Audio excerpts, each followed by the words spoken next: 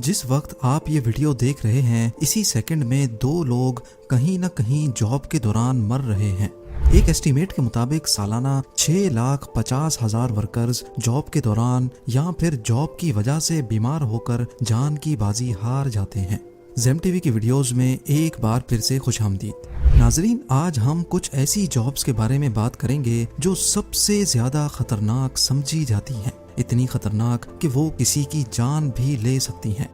Number 6, 1947 में जब India British राज से आज़ाद हुआ तो इसको अपनी डिमांड्स पूरी करने के लिए नमक इंपोर्ट करना पड़ता था।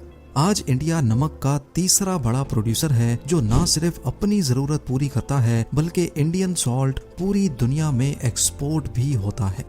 इंडिया में ज़्यादातर सॉल्ट की प्रोडक्शन वेस्ट गुजरात में होती है।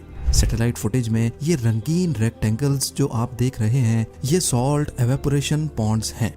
यहाँ सॉल्ट वर्कर्स कड़कती गर्मी में सोलर एवेपोरेशन मेथड के जरिए सॉल्ट प्रोड्यूस करते हैं। सबसे पहले ये लोग सही मौसम का इंतजार करते हैं जिसमें बारिशें नहीं पड़ती। फिर यहाँ मिट्टी से पार्टीशन बनाकर पॉन्ड्स तैयार किए जाते हैं और इसके बाद शुरू होता है कमर तोड़ने वाला काम। पॉन्ड्स को ठोस बनाने के लिए इस पर हाथों की मदद से भारी रोलर्स चलाए जाते हैं। याद रहे, जितनी ज्यादा जमीन ठोस होगी उतना अच्छा सॉल्ट प्रोड्यूस कर सकेगी। एक पॉन्ड पर कम से कम 20 से 25 मरतबा रोलर चलाना होता है। गुजरात की आग बरसाने वाली गर्मी में ये काम पूरे दिन तक करने से इन वर्कर्स की बॉडी अक्सर डिहाइड्रेट भी हो जाती है। अब ये वर्कर्स जमीन में खुदाई करके ब्राइन वाटर तलाश करते हैं।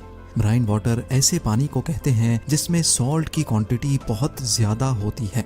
ये पानी सोलर मोटर्स की मदद से पंप करके इन पॉन्ड्स में डाला जाता है। कई महीनों के बाद पानी एवोपरेट हो जाता है और पीछे ऐसे सॉल्ट क्रिस्टल्स छोड़ जाता है। इन हालात में काम करना खतरे से खाली हरगिज नहीं है, क्योंकि इन फार्मर्स को ना सिर्फ आग बरसाने वाली गर्मी में दिन भर मजदूरी करनी होती है बल्कि नमक का हाई एसिडिक पानी भी इनकी स्किन को नुकसान पहुंचाता है। इसके साथ साथ ये फार्मर्स बहुत छोटी उम्र में ही अपनी नज़र खो बैठते हैं, क्योंकि सूरज की रोशनी सफ़ेद नमक से रिफ्लेक्ट होती है तो उसकी ब्राइटनेस काफ़ी ज़्यादा हो जाती है जो इनकी आंखों को खासा नुकसान पहुंचाती है। इतनी मेहनत करने के बाद भी ये फार्मर्स सिर्फ 30 पैसे फी केजी के हिसाब से नमक बेचते हैं। नंबर 5, सल्फर की दुनिया भर में खपत 6 अरब US डॉलर्स है, लेकिन इसको माइन करने वाले वर्कर्स को सिर्फ $7 डेली ही मिलते हैं। ये वर्कर्स अपनी जान जोखम में डालकर दुनिया की सबसे खतरनाक जगह में सल्फर कलेक्ट करने जाते हैं। कार बैटरीज, फर्टिलाइजर और ऑयल रिफाइनिंग जैसी $1 ट्रिलियन इंडस्ट्रीज में इस्तेमाल होने के साथ साथ वो सल्फर ही है जिससे शुगर का कलर ब्राउन से वाइट होता है। इन सब चीजों के अलावा सल्फर एक बेहतरीन प्लांट न्यूट्रिएंट भी है। सल्फर ना हो तो एग्रीकल्चर सेक्टर बुरी तरह से असरअंदाज हो सकता है, क्योंकि फसलों को अच्छी पैदावार करने के लिए सल्फर की जरूरत होती है। जितना सल्फर आज हमारे लिए इम्पोर्टेंट हो चुका है उतना ही इसको एक्सट्रैक्ट करना मुश्किल है। ईस्ट जावा इंडोनेशिया में मौजूद ये है आइजिन क्रेटर। ये एक एक्टिव वोल्केनो क्रेटर है जहां से कई जानलेवा गैसेस निकलती रहती हैं। ये गर्म और खतरनाक गैसेस जमीन के अंदर से निकलती हैं तो कंडेंसेशन की वजह से लिक्विड में कन्वर्ट हो जाती हैं। ये लिक्विड पाइप से टपक कर नीचे गिरता है जो ठंडा होने पर सल्फर चिप्स की शक्ल इख्तियार कर लेता है। वर्कर्स को इन गैसेस के दरमियान जाकर इन सल्फर चिप्स को कलेक्ट करना होता है।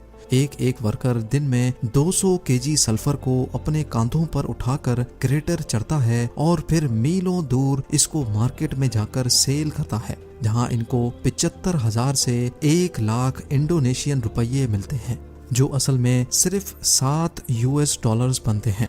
एक रिसर्च के मुताबिक जानलेवा गैसेस और सल्फर पाउडर इनहेल करने की वजह से ये वर्कर्स 50 सालों से ज्यादा नहीं जी पाते। अपनी फैमिली को जिंदा रखने के लिए ये लोग खुद मौत के करीब जाने पर मजबूर हैं। यही वजह है कि सल्फर, जिसको डेविल्स गोल्ड भी कहा जाता है, इसको एक्टिव वोल्केनो से एक्सट्रैक्ट करने की जॉब दुनिया की खतरनाक जॉब्स में शुमार होती है। नंबर 4, वेल्डर्स को वेल्डिंग के दौरान हीट, फायरबॉल्स और धमाकों से अपने आप को बचाना होता है, लेकिन यही काम जब समंदर के अंदर किया जाए तो मुश्किलात में 10 गुना इजाफा हो जाता है। जी हाँ, अंडर वाटर वेल्डर्स की जॉब दुनिया की सबसे खतरनाक जॉब्स में शुमार होती है। इस फील्ड से ताल्लुक रखने वाले एम्प्लॉइज को under water pipelines, ships, dams और ऑफशोर ऑयल प्लेटफॉर्म की रिपेयर के लिए पानी के अंदर जाकर वेल्डिंग करनी होती है। अंडर वाटर वेल्डिंग में एक्सप्लोजन और शॉर्ट सर्किट का खतरा 10 गुना बढ़ जाता है और पानी के प्रेशर से बह जाने का खतरा भी मंडला रहा होता है। डिजीज कंट्रोल डिपार्टमेंट के मुताबिक अंडर वाटर वेल्डर्स का हादसे से मरने का रेशो सरफेस वेल्डर्स से 40% ज्यादा होता है। इसके अलावा अगर शिप या ऑयल रिग में वेल्डिंग का काम करना हो तो फ्यूल लीकेज की वजह से जो नुकसान हो सकता है उसको इमेजिन करना भी काफी मुश्किल है। नंबर 3, साउथ ईस्ट एशिया के समंदर में मौजूद ये लाइमस्टोन की चट्टानें देखने में तो बिल्कुल बंजर और नकारा लग रही हैं, लेकिन असल में ये अपने अंदर बहुत कीमती चीज छुपाए बैठी हैं। ये परिंदा जिसको हम स्विफ्टलेट कहते हैं, ये शिकारी जानवरों से बचने के लिए दूर इन चट्टानों की गारों में अंडे देता है।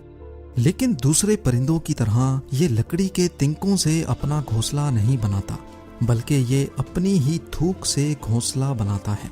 जी हाँ, इस घोंसले की पूरे साउथ ईस्ट एशिया में बहुत डिमांड है, क्योंकि इससे एक सूप बनाया जाता है जो कहा जाता है कि इंसान की सेहत के लिए बहुत मुफीद है।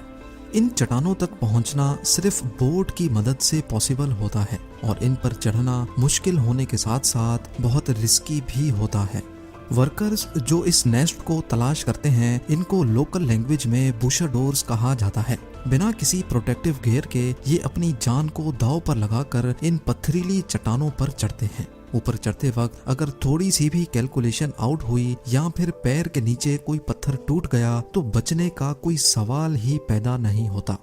स्विफ्टलेट्स अपने घोंसले बिल्कुल अंधेरी और ऊंची गारों में बनाते हैं। यहाँ पहुंचकर पहले तो बुशाडोर्स इन घोंसलों को ढूंढते हैं, फिर बड़ी एहतियात से इनको पत्थरों से अलग करते हैं। कई तो इनके हाथ लगते हैं, जबकि कई इतने ऊपर होते हैं कि वहां तक पहुंचना मुमकिन नहीं होता। इस खास बर्ड नेस्ट का 1 किलोग्राम $2500 में सेल होता है। एक नॉर्मल साइज का नेस्ट 14 ग्राम वजनी होता है, जिसको ये वर्कर्स सिर्फ $35 में सेल करते हैं। 2 दिन के इस मिशन में कभी इनको 6 नेस्ट तो कभी 1 भी नहीं मिलता। नंबर 2, बुल राइडिंग अमेरिका और ऑस्ट्रेलिया में एक फेमस और मुसलसल बढ़ता हुआ खेल है। प्रोफेशनल राइडर्स जहां इस स्पोर्ट से मिलियंस ऑफ डॉलर्स कमाते हैं, वहीं ये खेल इंसान को नुकसान पहुंचाने वाला सबसे खतरनाक खेल माना जाता है। एक स्टडी के मुताबिक 1000 राइडर्स में से 32 को गहरी चोटें पहुंचती हैं। बुल राइडर्स को ज्यादातर चोटें टांगों, छाती और दिमाग में लगती हैं, जो इंसान का सबसे नाजुक पार्ट है। सिर्फ अमेरिका की बात की जाए तो यहाँ सालाना 3 राइडर्स अपनी जान से हाथ धो बैठते हैं। यही वजह है कि बुल राइडिंग को भी दुनिया की डेंजरस जॉब्स में शुमार किया जाता है। और अब बात करते हैं हमारी लिस्ट पे नंबर 1 डेंजरस जॉब की। शौक के तौर पे फिशिंग करना तो बहुत अच्छा लगता है, लेकिन जो लोग फिशिंग से अपना गुजर बसर करते हैं, उनके लिए ये जॉब मौत को दावत देने जैसी होती है। माहीगीर मछलियां पकड़ने के लिए दूर समंदर में जाल बिछाते हैं। अक्सर ऐसा होता है कि जाल फेंकते वक्त उनकी कश्ती पलट जाती है और वो खुद जाल में फंसकर पानी में ही दम तोड़ देते हैं। इसके अलावा कांटों की मदद से फिशिंग करना भी किसी सूरत खतरे से खाली नहीं है। कई बार हुक्स फेंकते वक्त कश्ती पर मौजूद दूसरे माहीगीरों को जाकर लगते हैं। अगर ये लोग इन हादसों से बच भी जाएं, तो अचानक आने वाले समंदरी तूफान से बचना करीब नामुमकिन ही हो जाता है। फिशिंग इंडस्ट्री में सबसे ज्यादा एक्सीडेंट्स अलास्का में होते हैं। अलास्का और रशिया के दरमियान गल्फ ऑफ अलास्का में क्रैब्स का सीजन सर्दियों में सिर्फ चंद दिनों तक ही रहता है, जिसमें हर साल 200 फिशिंग बोट्स हिस्सा लेती हैं। क्रैब को पकड़ने के लिए 400 केजी वजनी एक स्टील केज को समंदर में फेंका जाता है। इस केज में ये लोग गोश्त के टुकड़े रखते हैं जिस पर क्रैब्स अट्रैक्ट होते हैं। क्रैब फिशिंग में सबसे ज्यादा नुकसान यहाँ के ठंडे मौसम और बर्फ जैसे पानी की वजह से होता है। इतने भारी केज को फेंकते वक्त अगर जोर की लहर आई तो केज झूलता हुआ किसी के सर पर भी लग सकता है या फिर किसी को उठाकर पानी में भी गिरा सकता है। इतने ठंडे पानी में गिरते ही इंसान को हाइपोथर्मिया हो जाता है। इस मेडिकल कंडीशन में इंसान की बॉडी की सारी हीट निकल जाती है, जिसमें इंसान का बचना नामुमकिन हो जाता है। एक एस्टीमेट के मुताबिक 1 लाख माहीगीरों में 117 काम के दौरान ही हादसों की वजह से मरते हैं। उम्मीद है जेम टीवी की ये वीडियो भी आप लोग भरपूर लाइक और शेयर करेंगे। आप लोगों के प्यार भरे कमेंट्स का बेहद शुक्रिया। मिलते हैं अगली शानदार वीडियो में।